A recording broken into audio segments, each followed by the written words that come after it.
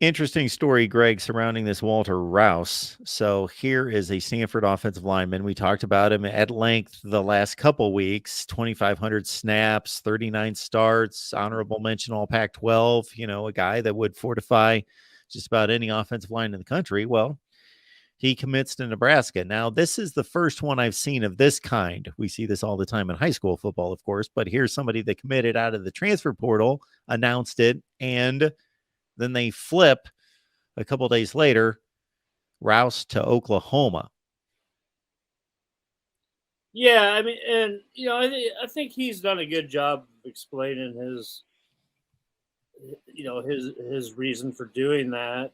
If you read some of the stories on it and everything, but yeah, I mean, last week he'd committed to Nebraska, and he'd been on the record saying that Nebraska checked all three of his boxes for what he wanted coming up here. But he has a lot of ties to Oklahoma, and in the end, he decided that was going to be the better spot for him. And you know what? It's nothing to get upset about. You just move forward, and I don't think anybody here is hurt by his decision. I mean, the young man, you have to give him his due. Let him go where he thinks is going to be the best fit for him, and obviously, I guess that was Oklahoma in the end. So yeah, Nebraska loses a guy that you would have thought would come step right in and start on that offensive line, but you know what? It's okay. It is okay, and everybody should respect his decision.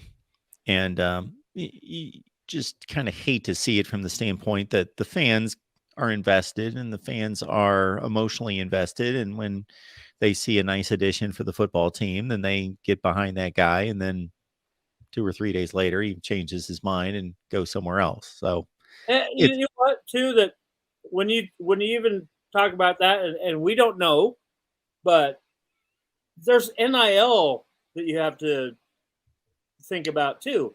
Did he get a better offer for NIL money in Oklahoma than Nebraska?